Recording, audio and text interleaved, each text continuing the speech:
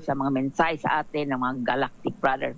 Lalo na po ang inyong natanggap na mensahe na napakahalaga.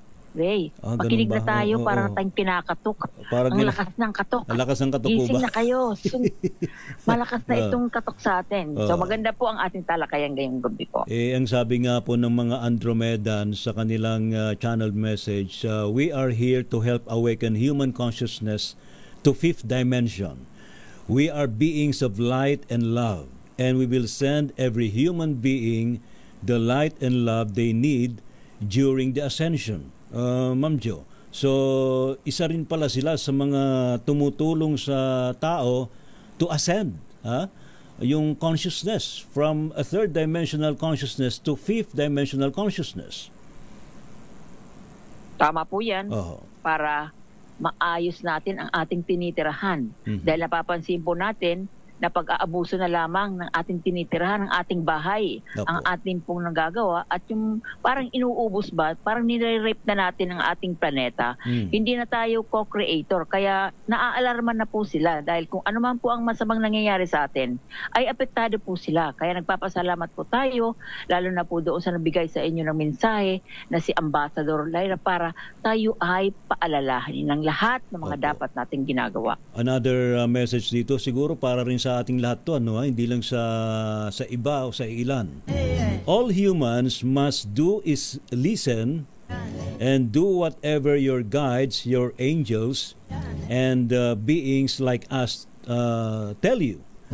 We will not stop telling humans, change the mindset, the very limited understanding about universe. I think very strong tong message na to, Ma'am Jo, kasi parang hindi tayo nakikinig sa ating konsensya, sa ating mga anghel. Hindi nakikinig po at sa ating hindi mga po tayo lumalabas doon sa kahon ng maliit na ating paniwala sa ating sarili at sa ating pong kinalalagyan. Kaya sinasabi po ng Andromedian message na yan, palawakin naman natin ang ating pag-uunawa.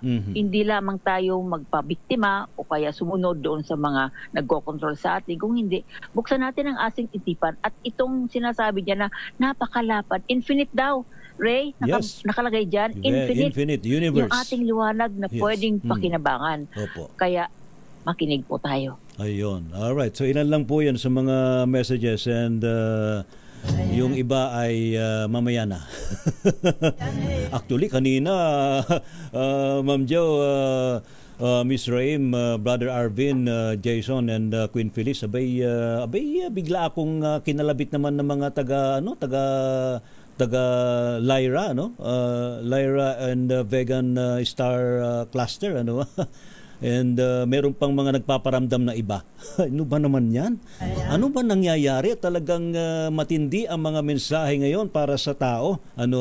I think meron talagang dapat. Yes, Dr. Jo, ma'am. Urgent po ang mga binibigay sa inyong mensahe. Hindi po ito biro. At kami naman po na binibigyan nyo ng sharing ay tumutulong. Kaya sa panahong ito, nabanggit ko po na kami ay narito po sa nature. Kasama ko po ang ating teacher, yung master na si David Montesillo dito sa lugar ni Jomar Fleras para sundan po ang iyang mensahe ng Andromedian. Kinakausap po namin, tinuruan kami ngayon paano kausapin ang mga elemento para mabalansi po natin ang liwanag, ang apoy, ang Mother Earth at ang hangin. Yan po ang natutunan namin ngayong araw para masundan ang mensahe ng inyong mga tagabigay. Basta tuloy-tuloy lang.